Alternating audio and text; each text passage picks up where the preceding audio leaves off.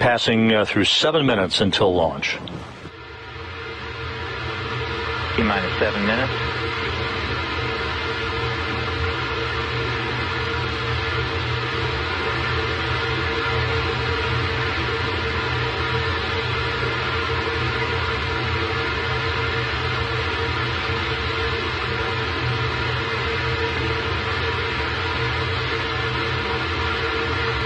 And Alpha 2, you go to initialize ground ordnance power supply. LC Alpha 2, ground ordnance power supply initialized. Ground ordnance power supply nominal. LC Probably, PCSO activation verified. Copy all aircraft lead. Ops 2, elect 1, check 395, 396, and 397.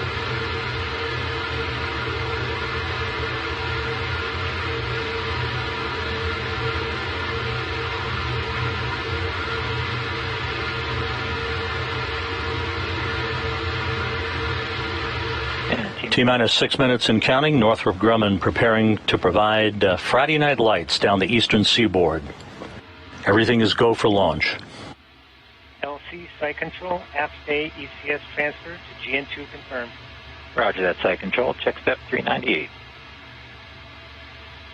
And launch team be advised, step 399 not required for today's operation.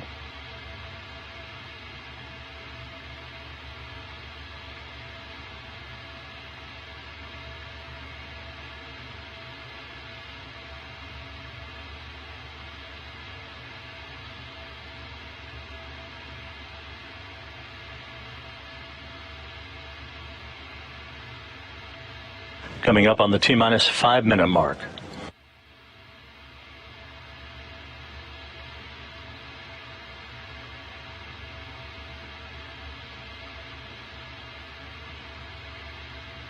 T-minus 5 minutes. Ops 1, transfer avionics to internal power. LC Ops 1, avionics internal power on. Stand by for command completion.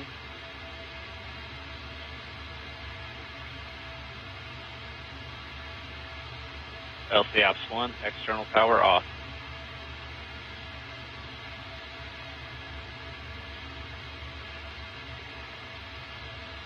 Internal power is nominal. Roger that, elect 1, Ops 1, open STS umbi loop. LC Ops 1, FTS umbi loop open and green.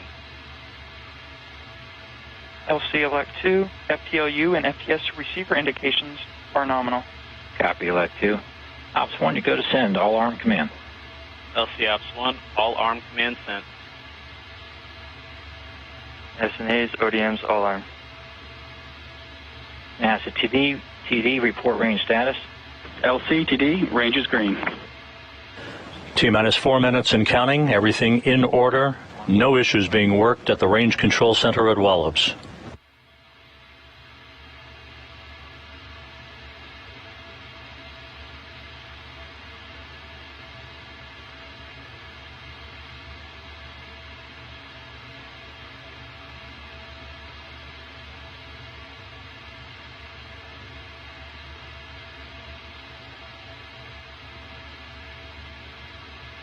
And launch team be advised, phase 3 dynamic limits will be active at T-minus 3 minutes.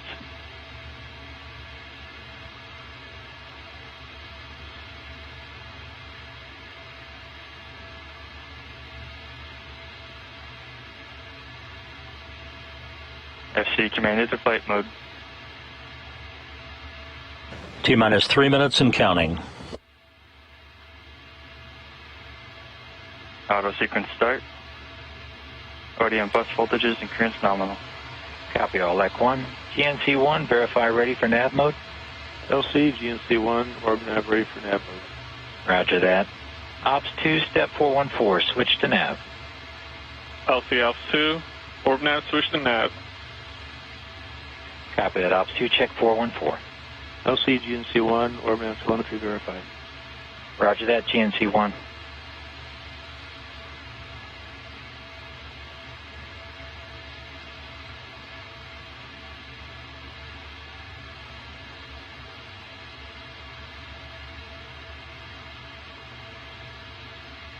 Coming up on the T-minus 2 minute mark. Antares systems in excellent shape. No issues. T-minus 2 minutes on my mark. Mark.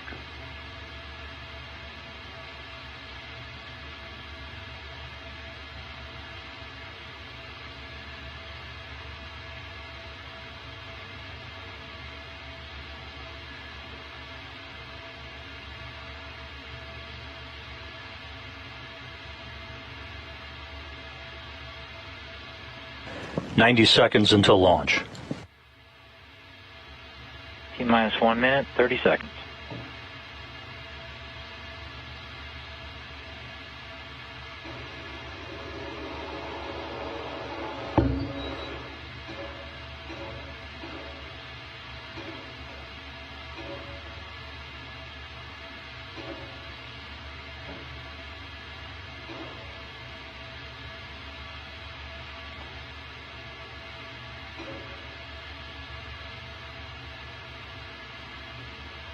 T-minus 1 minute.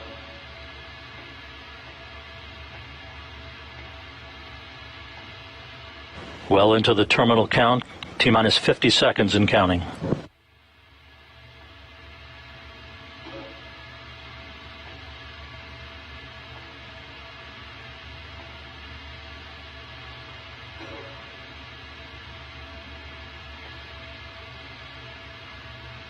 T-minus 30 seconds. Mark.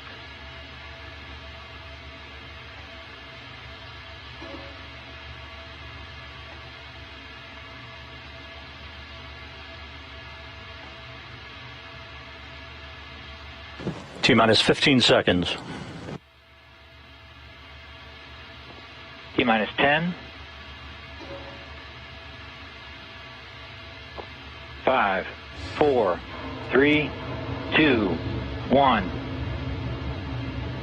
We have engine ignition. Engine start and liftoff. The SS Kalpana Chawla takes flight, sights set on the International Space Station.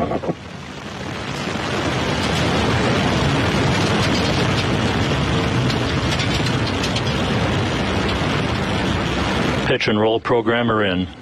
Vehicle systems are nominal. Engines at 100%.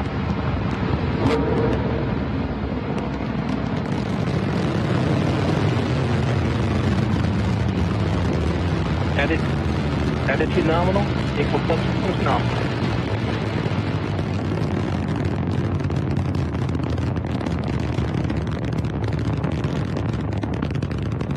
Engines are steady and nominal. 100%.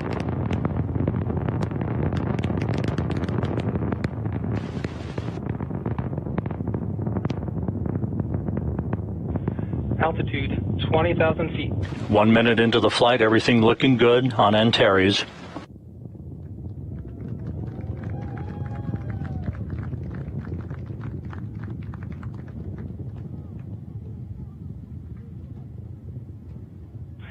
Passing through max Q.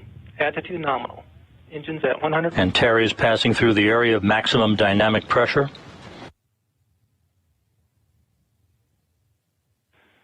50,000 feet.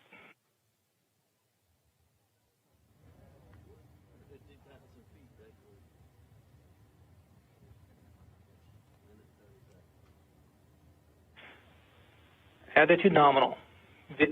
All vehicle subsystems are nominal. Coming up on the 2-minute mark into the flight, everything looking good.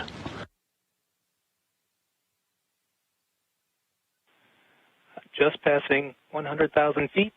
Attitude nominal. Vehicle subsystems nominal.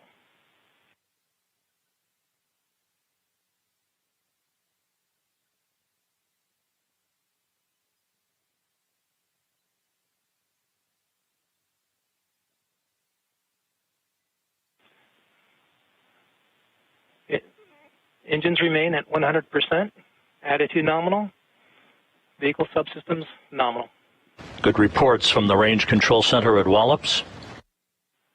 30 seconds to throttle down. Throttle down is the precursor to main engine cutoff for the first stage.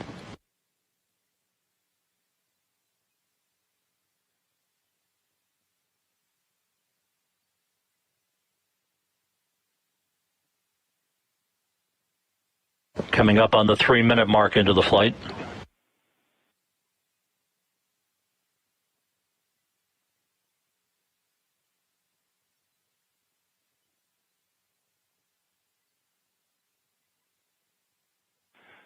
Engines at 55% thrust. Standing by for main engine cutoff on the first stage.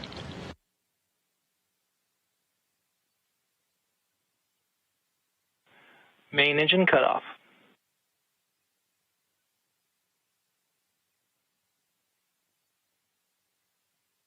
Stage 1 separation. Attitude nominal. Stage 1 separation confirmed from the Range Control Center. Antares flying straight and true. Antares in coast phase until proper conditions for fairing separation and stage 2 ignition are achieved.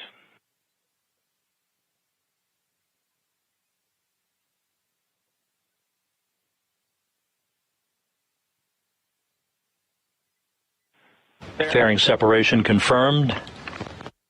Cygnus now exposed to the atmosphere as it continues its trek uphill to its preliminary orbit.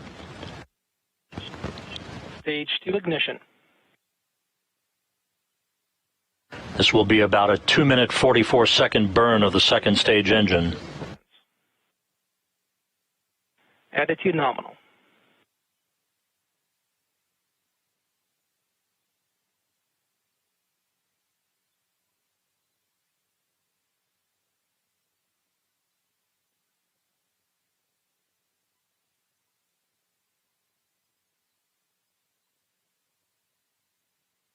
Attitude nominal, vehicle subsystems nominal, 140 kilometers.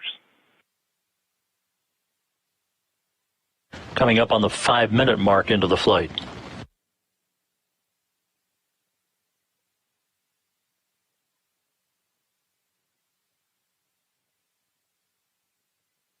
All systems continue nominal. Altitude 150 kilometers.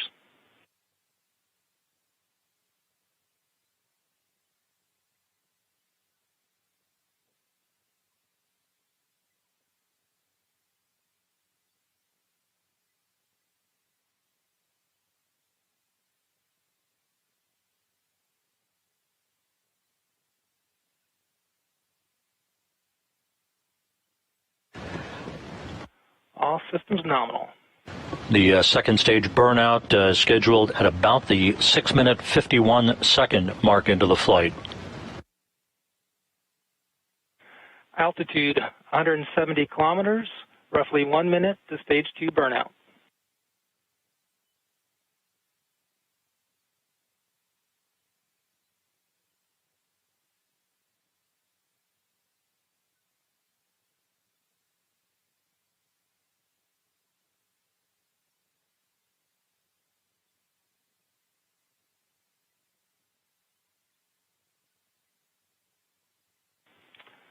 Altitude 184 kilometers, all systems nominal, roughly 30 seconds to stage 2 burnout.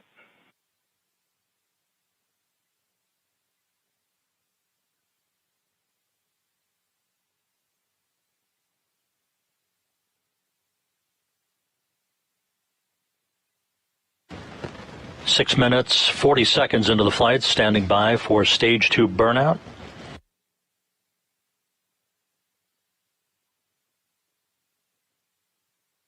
Stage 2 tail-off.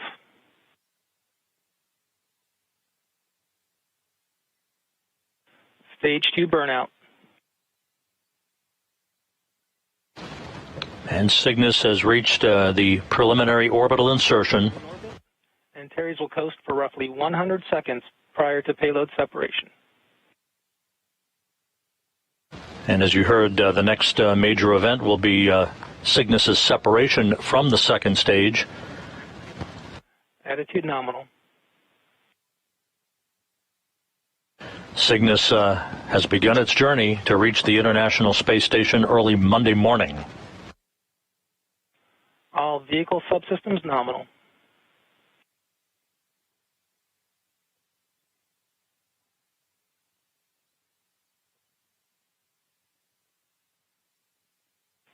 Altitude 191 kilometers, roughly 1 minute to payload separation.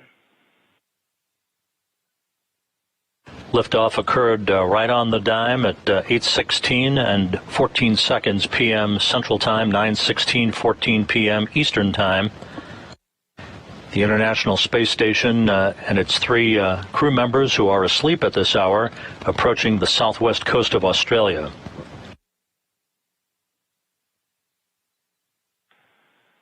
Altitude remains 192 kilometers, roughly 30 seconds to payload separation. All systems nominal. At the time of Cygnus's separation from the second stage, the operations will move to Dulles, Virginia, and the Cygnus Flight Control Room under the direction of Mission Director Zach Dwyer.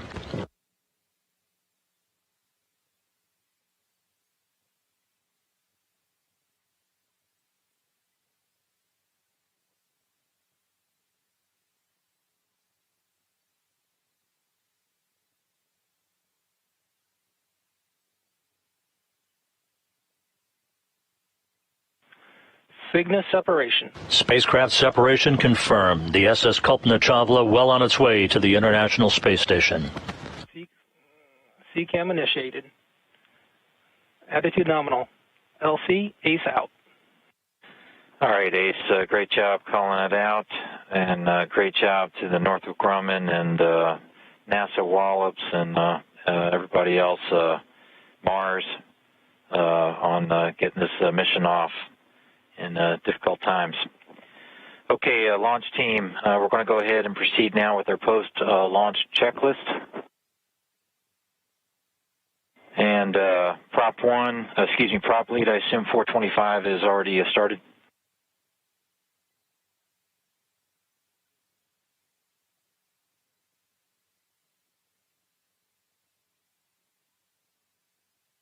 And prop lead LC, countdown 1. Yeah, we've already began our warm helium and cold helium purging. Okay, copy that. We'll check 425 complete. GNC1 LC, step 426. Let me know when you've provided the Antares state vector to Cygnus. LC GNC1, state vector submission and work. Okay, copy and work. LC. Go ahead, LD. LC, this is LD. I'd just like to thank the launch team for an outstanding effort. Way to go, team. Thank you, Mars, NASA, and the Antares launch team. Oh, and Cygnus, too. So thanks, everybody. Great job. Carry on, LC. Thank you, LD.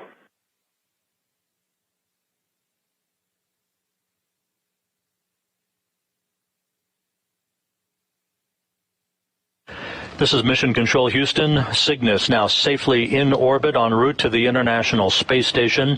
A perfect launch from the Wallops Flight Facility in Virginia. On the line with us right now is the International Space Station's Deputy Program Manager, Kenny Todd. Kenny, good evening. Thanks for joining us tonight. Hey, Rob. It's great to be with you. Thanks. Well, Cygnus now safely en route to the International Space Station after that launch scrub last night, carrying some 4 tons of supplies and experiments, including a couple of nitrogen tanks. Give us sort of the big picture on what's on board Cygnus, why these nitrogen tanks are important, and some of the other highlights for what this supply run will mean for the international complex. You bet, Rob. First of all, let me offer my congratulations to the entire Northrop Grumman team. It was a spectacular launch. I don't think you can ever get tired of watching these night launches. And as you said yesterday, creating the artificial dawn for a few minutes there, it's just gorgeous. And the entire launch team there at the Wallops Flight Facility, again, they just do a great job at launching these vehicles. But yeah, we're very excited about having Cygnus off the pad on the way coming to the International Space Station with about 8,000 pounds of cargo, of which over a third of it is really committed to the science and utilization of the space station and really taking advantage of this low Earth orbit asset where we can do some things in microgravity that quite frankly we can't do anywhere else on the planet. So we're always excited to have new people come into station and really trying to see what kind of things that they can learn in this environment. So you mentioned earlier about the nitrogen tanks. We were a little anxious to get this flight off the ground because of the fact that it had some additional nitrogen on board. As most people who follow station on a regular basis might have heard, we've been dealing with a pesky little atmosphere leak on board the station for the better part of 3 or 4 months now. Station in general always leaks a little bit.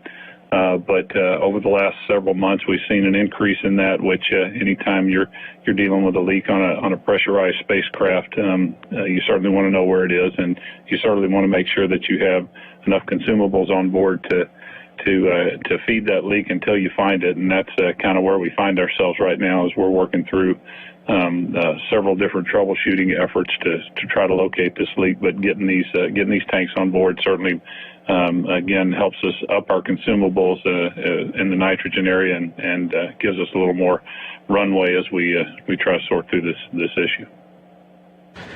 Kenny, the Cygnus vehicle arrives at the station pre-dawn on Monday. This kicks off a very busy period for the station and its crew. If you would, give us a little snapshot of the air traffic control pattern over the next few weeks with crews and vehicles coming and going. You bet, Rob. Last year we were around this same time frame. I remember doing a press conference and calling last year around this same time frame the season of EVAs, because we were getting ready to swap out batteries, and that was coming with a huge series of EVAs along with fixing the alpha magnetic spectrometer and again another large number of EVAs. This year we find ourselves really with just a season of visiting vehicles, and it starts tonight with the launch of this Cygnus spacecraft. We'll get it on board here Monday morning, and then on the 14th of October, we'll see our next Soyuz spacecraft with our next crew coming to the space station. That particular spacecraft will actually perform a 2-orbit rendezvous on its way to the space station, which hasn't been done before with a crewed spacecraft. So we're pretty excited to see how all that works. And again, it'll be pretty amazing when you think about a crew launching from the ground here and roughly 3 hours later being on the International Space Station. So we're excited. That's coming on October the 14th. And then about a week later, on the 21st, Chris Cassidy and his 2 Russian crewmates will return to Earth after their approximately 6 month stay on board the station. And Kate Rubins, who will then succeed Chris as being the handler of the USOS segment, will have about a little over a week before we see the launch of the next commercial crew vehicle, which would be termed Crew 1, coming to the International Space Station with an additional 4 USOS crew members. And so Kate will be by herself for a short period of time. She's been there before. She understands Space Station very well and was an excellent crew member when she was on board several years ago. And so we're looking forward to getting her back on. But the crew size will jump on board from 3 to 7 about a week after she gets to orbit. So once we get the crew back up to 7, we'll have about a 3-week hiatus where we won't be dealing with arriving vehicles, but shortly after that, probably somewhere around November the 22nd, we'll see the launch of SpaceX 21, which is a cargo vehicle, and again bringing another several thousand pounds of mostly science and utilization to the space station. So this crew is going to be really busy throughout this full season, leading up to basically the end of the year. And Kenny, finally, before that happens, we're just weeks away from a coveted anniversary on November 2nd, that being the 20th anniversary of a permanent human presence on the station. In the course of history, in your mind, how significant is that milestone in human exploration? What has it meant for the station and the international partnership? Rob, we, for those of us that go around and talk around and to people outside our business, sometimes it comes as a shock when we tell them, especially the younger generation that for your entire life, you haven't known a time when there hasn't been somebody living off the planet. And in some ways they know that, and they don't see a world that's any different. But for those of us that have been around a number of years, going to orbit was such an amazing feat years ago, and to think we've been living there for the last 20 years is, almost incomprehensible. But, the thing that really strikes me, Rob, about the fact that we've had international crews living in orbit for the last 20 years is looking down at the Earth and seeing what all has transpired on the Earth in that time frame, with disasters and conflicts, successes and failures and things that have gone on around our planet. And in the midst of all of that, as an international partnership, we know no boundaries. And every crew member that launches almost will come back and tell you when somebody asks what you see when you look down, and it's you don't see boundaries. And that is something that over the last 20 years, I think, really hits home for me is the fact that even with everything that goes on here as we circle around the sun every year, we continue as a partnership to work together and do amazing things. And it's probably one of the most harshest environments known to humans. Kenny, engineers such as yourself always say that space is hard, which it is, but tonight Northrop Grumman made it look easy, and Cygnus is well on its way to the International Space Station. Kenny Todd, the Deputy ISS Program Manager, joining us tonight. Thanks very much, Kenny. Appreciate it. Hey, happy to be with you. Take care, Rob. Thank you. Back here in Mission Control, the flight control team will be working throughout the course of the weekend in concert with Northrop Grumman's Cygnus engineers at the Cygnus Law Control Center in Dulles, Virginia, monitoring all of the maneuvers that lie ahead for the SS Kalpana Chawla on its approach to the International Space Station for its capture, scheduled at 4:20 a.m. Central Time, 5:20 a.m. Eastern Time on Monday morning. The first major engine burns are scheduled early Saturday morning to increase Cygnus's altitude to match that of the International Space Station, and the correct phasing to bring it into the neighborhood of the International Space Station on Monday morning pre-dawn.